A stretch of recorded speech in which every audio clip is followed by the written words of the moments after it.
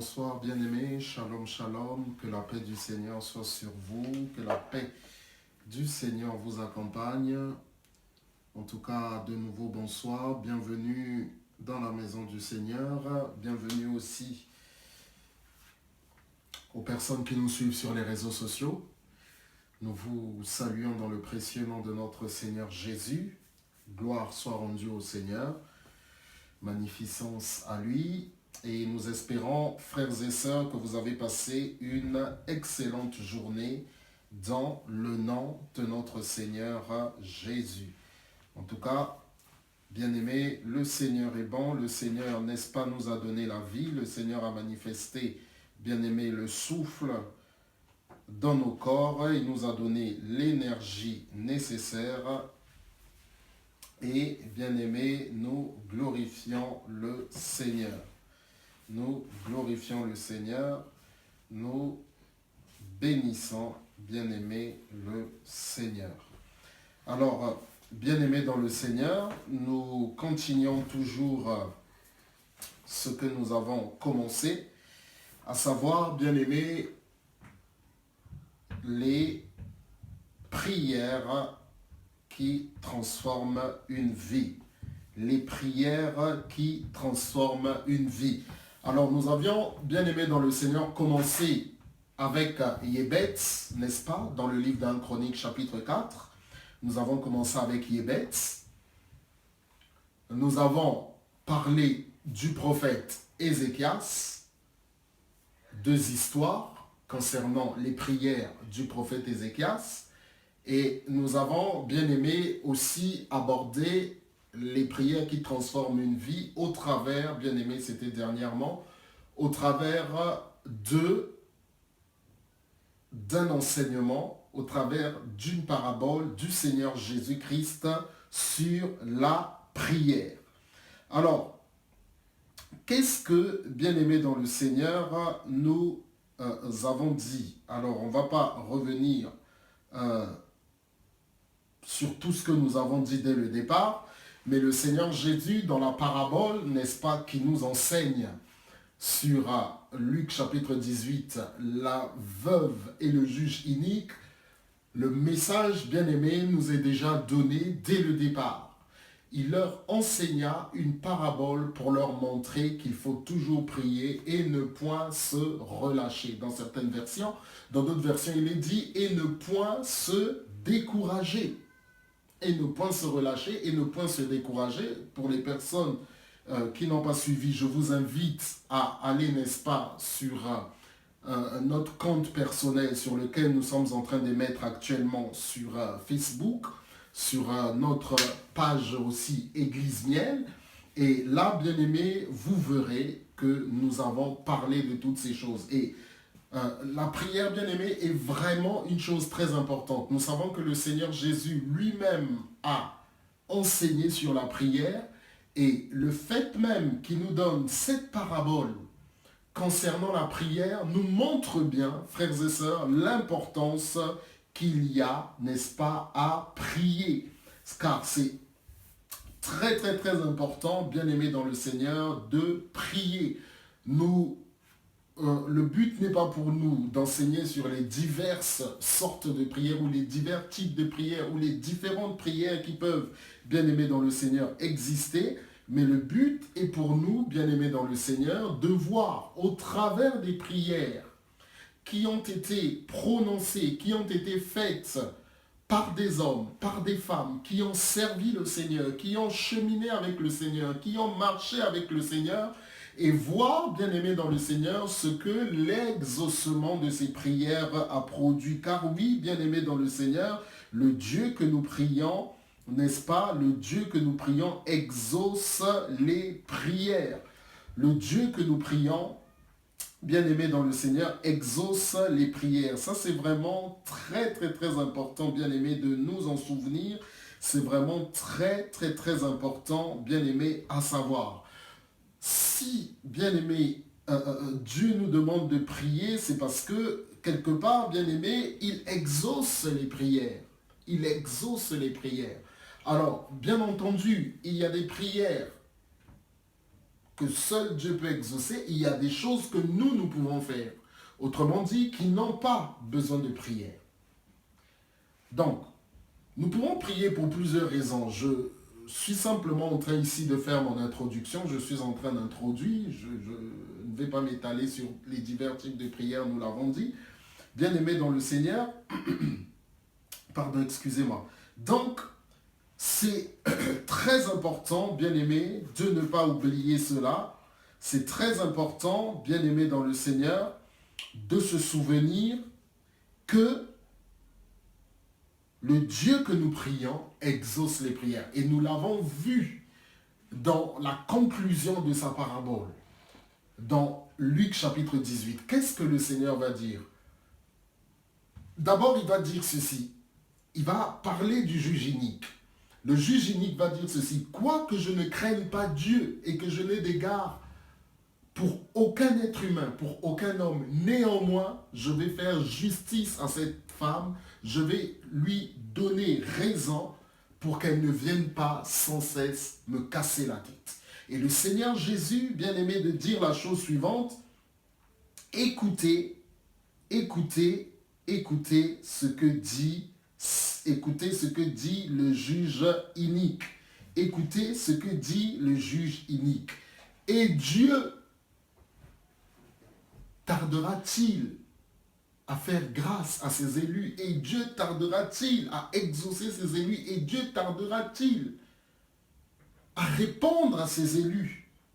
Je vous le dis, il leur fera promptement justice. Mais quand le Fils de l'homme viendra sur la terre, trouvera-t-il la foi? Trouvera-t-il la foi? Donc, bien-aimés dans le Seigneur, ces paroles doivent nous encourager, ces paroles doivent nous motiver à pouvoir prier. Non seulement la prière donne des résultats, mais la prière persévérante, n'est-ce pas, donne des résultats.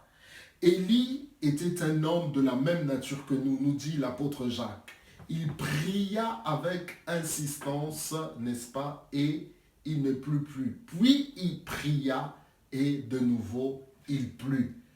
Et l'apôtre Jacques va nous dire, la prière fervente du juste a une grande efficacité. Et ça rejoint, bien aimé, la parabole du Seigneur Jésus. La prière fervente du juste a une grande efficacité. La prière fervente du juste a une grande efficacité. Donc, nous voyons bien, bien aimé, que cette prière qui a une grande efficacité, c'est une prière qui, bien aimé dans le Seigneur, est dans la persévérance et dans l'insistance. Ça, c'est vraiment, bien aimé dans le Seigneur, très important que nous puissions le savoir. C'est vraiment pour nous très important pour que nous puissions, bien aimé, nous en rendre compte. Donc aujourd'hui, bien aimé dans le Seigneur, nous continuons toujours, n'est-ce pas, avec les prières qui transforment une vie. Et aujourd'hui, bien aimé, nous sommes dans Matthieu chapitre 6. Mais avant de lire Matthieu chapitre 6, nous allons d'abord aller dans le livre d'Apocalypse.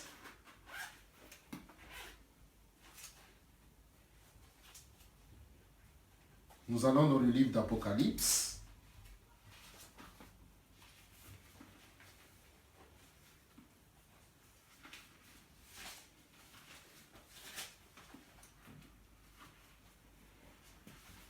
Voilà, bien-aimés dans le Seigneur, ce que nous dit Apocalypse chapitre 12. Apocalypse chapitre 12, bien-aimés dans le Seigneur.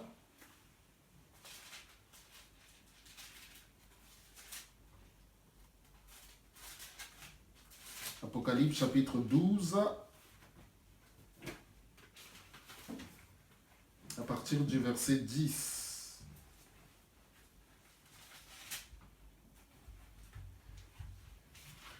Apocalypse chapitre 12, à partir du verset 10, bien-aimé, la Bible nous dit la chose suivante. Et j'entendis dans le ciel une voix forte qui disait, maintenant le salut est venu, et la puissance, le royaume de notre Dieu et l'autorité de son Christ. car il a été précipité, l'accusateur de nos frères, celui qui les accuse devant notre Dieu jour et nuit.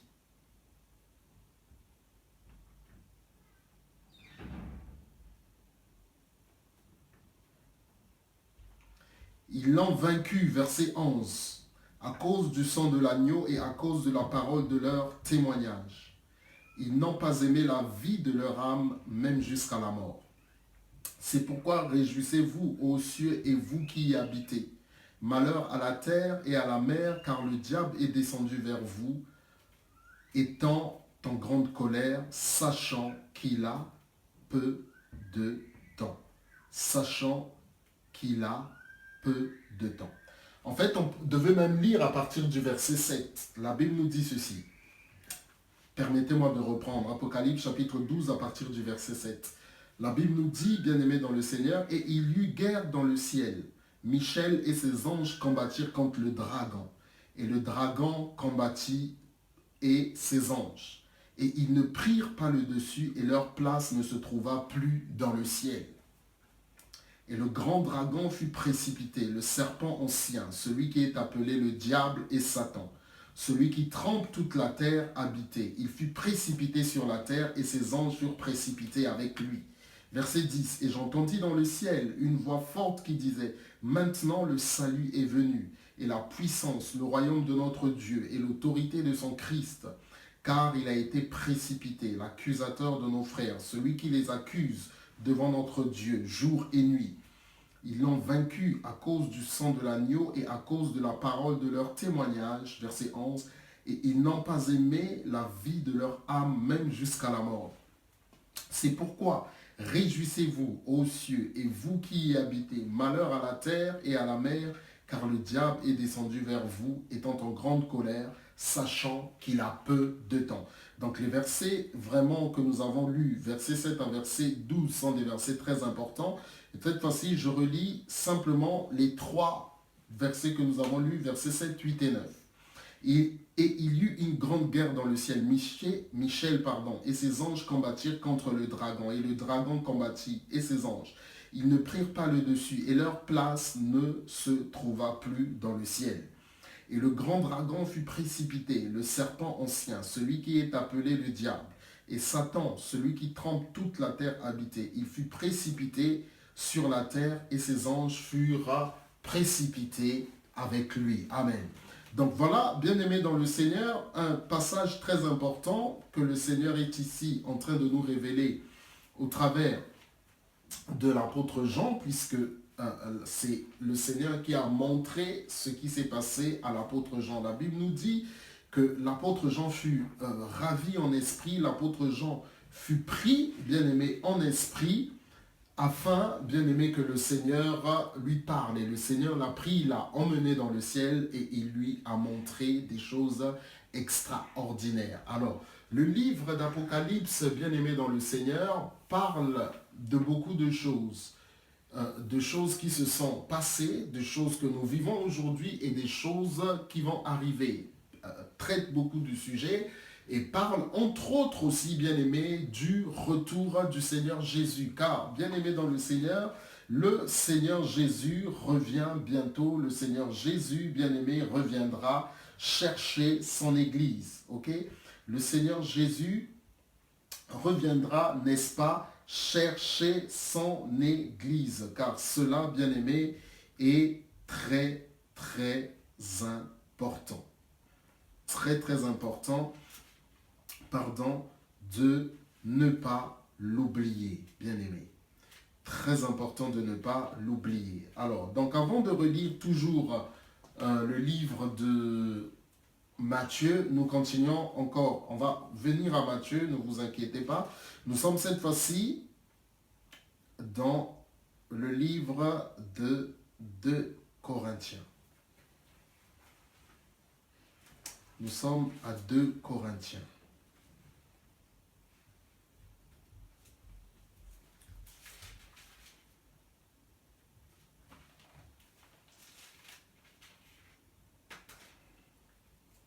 Nous sommes à 2 Corinthiens.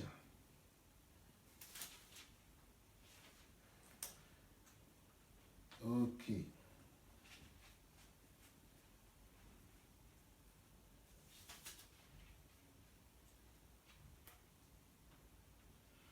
Alors, 2 Corinthiens, chapitre 12, à partir du verset 1er.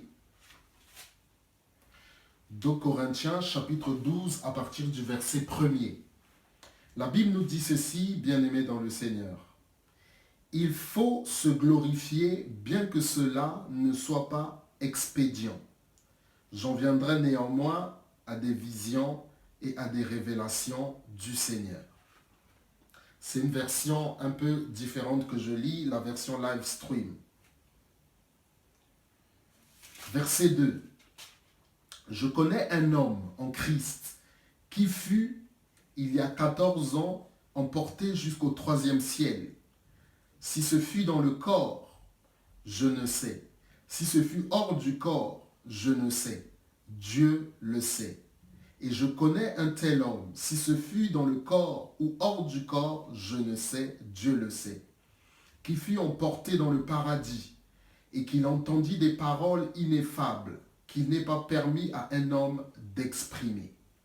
Verset 5. Je me glorifierai pour un tel homme, mais pour moi-même, je ne me glorifierai pas, sinon de mes faiblesses. Car si je voulais me glorifier, je ne serais pas insensé, car je dirais la vérité. Mais je m'en abstiens, de peur que quelqu'un ne m'estime au-dessus de ce qu'il me voit être ou entend de moi. Et afin que je ne m'enorgueillisse pas, à cause de l'éminence de ces révélations, il m'a été donné une écharde dans la chair, un messager de Satan pour me souffleter, afin que je ne m'enorgueillisse pas. À ce sujet, verset 8, j'ai supplié 3 fois le Seigneur, afin qu'elle s'éloigne de moi, l'écharde. Et il m'a dit, ma grâce te suffit, car ma puissance est perfectionnée dans la faiblesse. Je me glorifierai donc bien plus volontiers de mes faiblesses, afin que la puissance de Christ se dresse comme un tabernacle sur moi. Amen. On va s'arrêter là.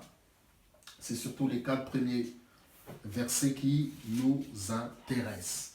Alors, donc, nous avons lu Apocalypse, bien-aimé dans le Seigneur, chapitre 12, versets 7 à 12, et nous avons lu 2 Corinthiens, chapitre 12, verset 1er au verset 4, si je peux dire. Verset 1er au verset 4. Bien-aimé dans le Seigneur, dans ce que nous avons lu dans Apocalypse, la Bible nous dit il y eut guerre dans le ciel. Et Michel, qui est un archange très puissant, qui a la responsabilité des anges, qui est, je dirais, en quelque sorte, le chef des anges guerriers, et les anges qui l'accompagnaient, qui étaient sous son autorité, la Bible nous dit, il y a eu guerre et l'ange Michel et ses anges ont vaincu le dragon et ceux qui l'accompagnaient. Alors, lorsque nous continuons le passage, nous lisons que ce dragon, c'est le serpent ancien, c'est l'accusateur et c'est l'adversaire dont le nom est Satan. En fait, Satan, c'est en hébreu, n'est-ce pas? C'est en grec. Pardon, c'est en grec. Et la traduction de ce nom, Satan, a donné adversaire. Et la Bible nous dit que c'est un accusateur. Il accuse. Et lui, bien-aimé, qu'est-ce qu'il a fait? Lorsque nous continuons à lire, si nous lisons, n'est-ce pas, le livre d'Apocalypse, nous ne l'avons pas lu, la Bible nous dit qu'il a entraîné un tiers des étoiles. Et lorsque nous lisons, nous continuons à lire, nous comprenons, bien-aimés dans le Seigneur, que le dragon a entraîné avec lui un tiers des anges. Et la Bible nous montre qu'ils ont été précipités sur la terre. Malheur à la terre et à ses habitants, car le diable est descendu avec une grande colère, sachant qu'il lui reste peu de temps. La Bible nous dit que leur place ne fut plus au ciel, ce qui signifie que au départ, bien aimé, leur place était au ciel. Les anges demeure au ciel. Et dans le deuxième passage que nous avons lu, la Bible nous montre, c'est l'apôtre Paul ici qui est lui-même en train de parler. Bien-aimé, il est en train de nous dire des choses, il connaît un tel homme, mais il ne nous parle pas de lui directement, il parle d'un homme. Mais les commentateurs bibliques, les personnes qui étudient la Bible, les théologiens pensent qu'en réalité, cet homme dont il parle, il s'agit de lui-même l'apôtre Paul. Il s'agit de lui-même l'apôtre Paul. Et il nous dit qu'il était au ciel, qu'il a été emmené dans le ciel et qu'il lui a été donné d'écouter des paroles ineffables, c'est-à-dire des paroles que l'on ne peut prononcer. Et il dit, si c'était dans sa chair, je ne sais pas, si c'était hors de sa chair, je ne sais pas non plus. Donc, nous allons maintenant lire, bien-aimés, pourquoi nous avons lu ces deux passages. Il est question du ciel dans ces deux passages. Et, bien-aimés, nous allons maintenant dans le livre de Matthieu. Nous allons maintenant dans le livre de Matthieu, chapitre 6. Nous sommes dans le livre de Matthieu, chapitre 6. Bien-aimés, il est important que nous puissions commencer par la lecture. Matthieu, chapitre 6. Bien-aimés dans le Seigneur. Matthieu, chapitre 6. Nous lisons à partir du verset 1er pour une meilleure compréhension. Matthieu chapitre 6, nous lisons à partir du verset 1er jusqu'au verset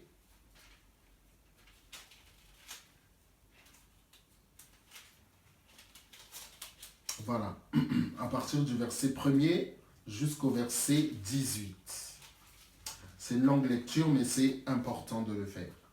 Matthieu chapitre 6, à partir du verset 1er jusqu'au verset 18, quoique c'est seulement quelques versets qui vont nous intéresser, mais nous lisons tout cela afin de mieux comprendre. Matthieu chapitre 6, à partir du verset 1er. Mais gardez-vous de pratiquer votre justice devant les hommes pour être vus par eux. Autrement, vous n'aurez pas de récompense auprès de votre Père qui est dans les cieux. Autrement, vous n'aurez pas de récompense auprès de votre Père qui est dans les cieux. Donc, lorsque tu fais l'aumône, ne sonne pas de la trompette devant toi comme font les hypocrites dans les synagogues et dans les rues, afin d'être glorifiés par les hommes. Je vous le dis en vérité, ils ont leur pleine récompense. Mais toi, quand tu fais l'aumône, que ta main gauche ne sache pas ce que fait ta droite, afin que ton aumône soit faite en secret. Et ton Père qui voit dans le secret te le rendra. Et lorsque vous priez, ne soyez pas comme les hypocrites, car ils aiment à prier debout dans les synagogues et au coin des rues, pour être vus des hommes. Je vous le dis, en vérité, ils ont leur pleine récompense. Mais toi, quand tu pries, entre dans ta pièce privée, ferme la porte et prie ton Père qui est dans le secret, et ton Père qui voit dans le secret te le rendra. Et en priant, ne répétez pas de vaines paroles, comme les païens, car ils s'imaginent que grâce à leurs nombreuses paroles, ils seront écoutés. Ne leur ressemblez donc pas, car votre Père sait de quoi vous avez besoin avant que vous le lui demandiez. Vous donc priez ainsi, notre Père qui est dans les cieux, que ton nom soit sanctifié, que ton royaume vienne. Dans d'autres versions, on dit que ton règne vienne, que ta volonté soit faite comme dans le ciel, aussi sur la terre. Je lis ici une version différente, je l'avais dit. Donne-nous aujourd'hui notre pain quotidien. Pardonne-nous nos dettes, comme nous aussi nous avons pardonné à nos débiteurs. Et ne nous mène pas dans la tentation, mais délivre-nous du mauvais. Car c'est à toi qu'appartiennent le royaume, la puissance et la gloire dans tous les siècles. Amen. Car si vous pardonnez aux hommes leurs offenses, votre Père céleste vous pardonnera aussi.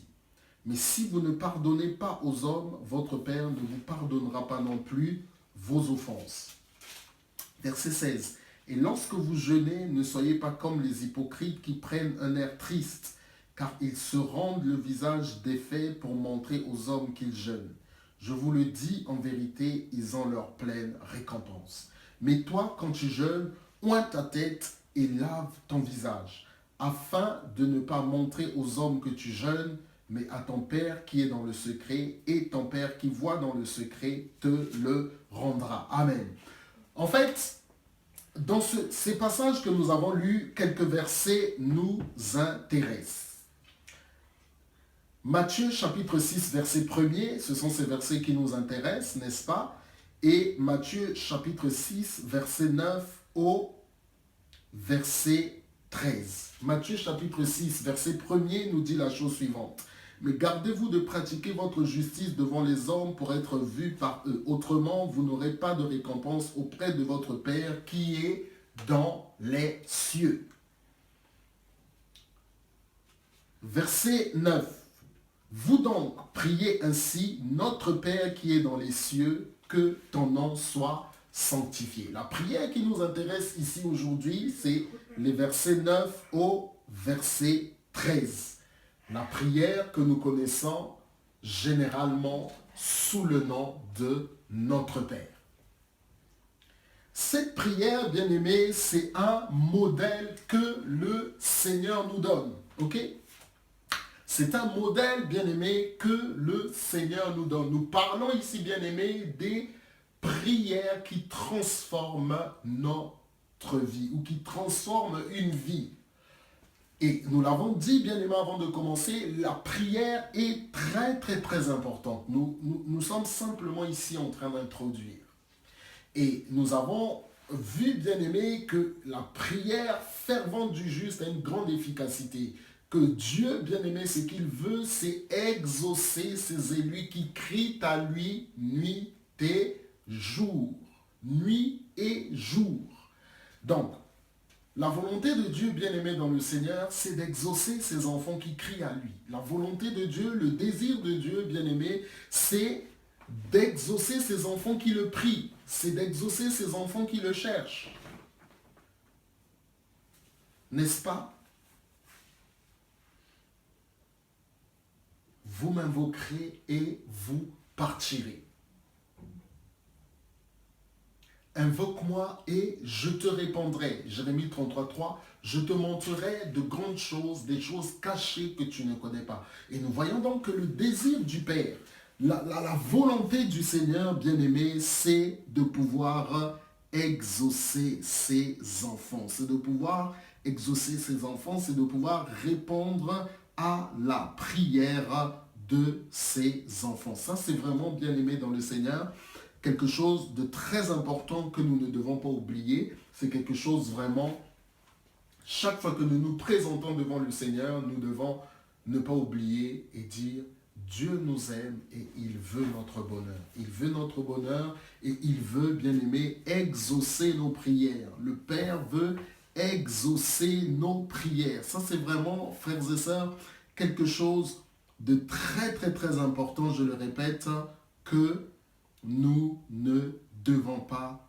oublier. C'est vraiment quelque chose de très important que nous ne devons pas oublier. Donc, Matthieu chapitre 6, verset 1er et Matthieu chapitre 6, verset 9 à 13. Alors, nous avons lu deux passages.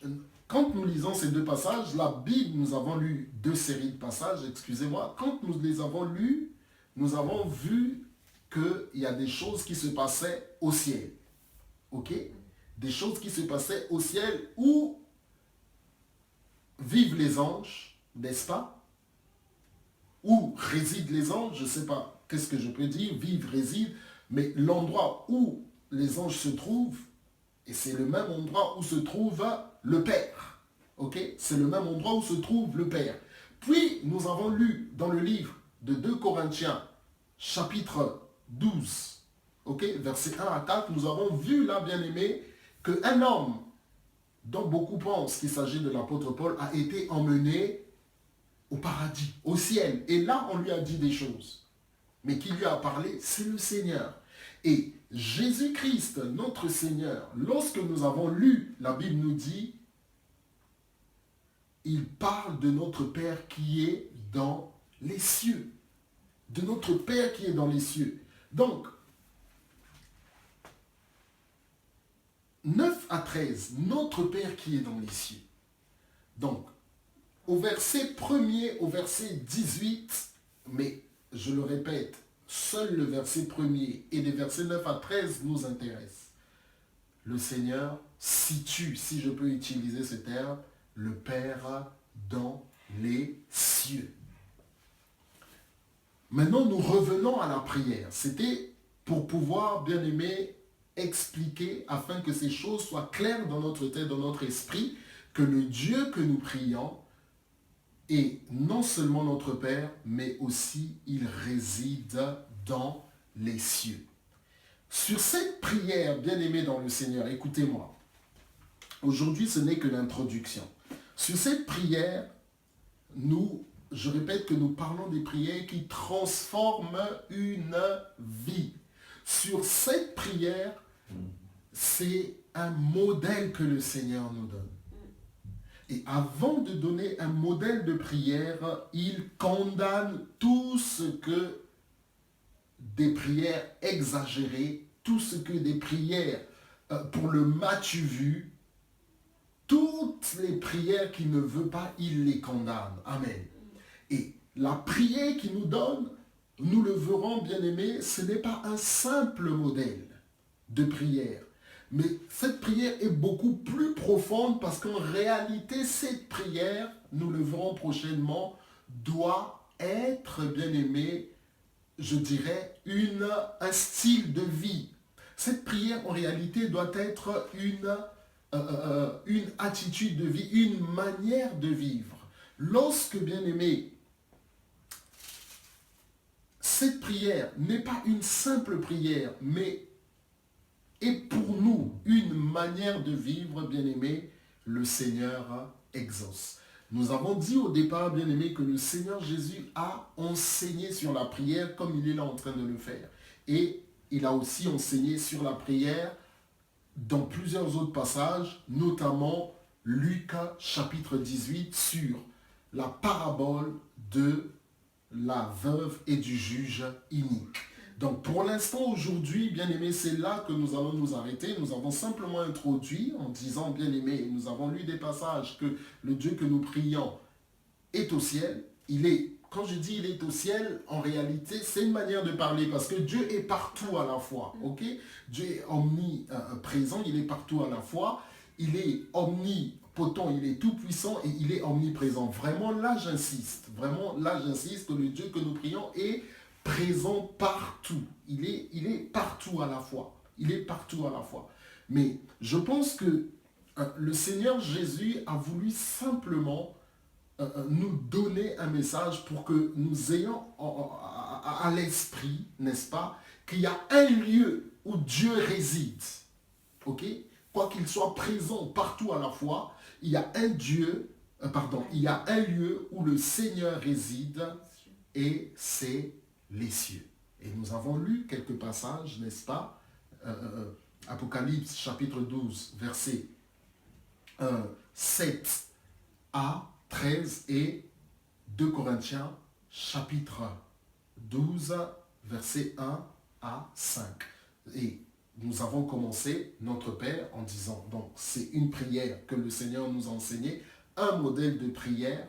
Et bien aimé dans le Seigneur, que ce n'est pas un simple modèle de prière, mais c'est vraiment quelque chose qui doit devenir pour nous une manière de vivre. Je ne dirais pas un style, mais plus une manière de vivre que nous devons vraiment nous imprégner dans cette prière au point, bien aimé, de devenir nous-mêmes ce que le Seigneur nous recommande dans cette prière. Donc, c'était là aujourd'hui, bien aimé, simplement une introduction sur le Notre Père. Je rappelle que nous parlons des prières qui transforment, n'est-ce pas, une vie. Et la prière est puissante, la prière, bien aimé, est capable de nous changer et de nous transformer. Nous allons, bien aimé dans le Seigneur, prier. Nous allons, bien aimé dans le Seigneur, demander, remercier le Seigneur pour sa grâce, pour les quelques minutes, bien-aimés, qu'il nous a donné de passer ensemble pour cette étude biblique, bien-aimés dans le Seigneur. Nous voulons bénir le Seigneur, nous voulons remercier le Seigneur. Alléluia. Papa, nous te bénissons et nous te disons merci dans le nom de Jésus. Nous te sommes, Papa, infiniment reconnaissants pour ce temps, pour ces moments que tu nous as donnés, pour, Seigneur, ces temps que tu nous as donnés, d'ouvrir ta parole, Seigneur notre Dieu, d'entrer en contact avec toi au travers de ta parole. Tu nous as montré l'importance de la prière. Tu nous as montré, Seigneur notre Dieu, où tu résides, ce lieu merveilleux que nous appelons le paradis, ce lieu que tu nous as réservé, où, Seigneur notre Dieu, tu as préparé pour nous la nouvelle Jérusalem. Nous te disons, Seigneur, merci, merci pour le Notre Père, merci pour ce temps, merci pour les frères, merci pour nos bien-aimés. Nous profitons aussi, Papa, pour nous remettre entre tes saintes mains, recommander nos vies entre tes mains, nous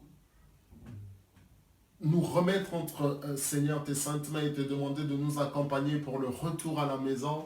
Merci, te remercier parce que toi, tu es tellement bon, toi, tu es tellement merveilleux, tu nous aimes. Et Seigneur, notre Dieu, nous te sommes infiniment reconnaissants. Béni sois-tu, loué sois-tu, Papa, dans le nom puissant de Jésus-Christ. Amen. Voilà, les amis, que le Seigneur vous bénisse, que le Seigneur vous accorde sa grâce. Donc, Dieu voulant, nous nous reverrons, n'est-ce pas, ce dimanche sur notre page Église Niel Metz. Que le Seigneur vous bénisse. Nous vous disons à bientôt. Bonne soirée, les amis. Bonne nuit. Que le Seigneur vous bénisse. À bientôt.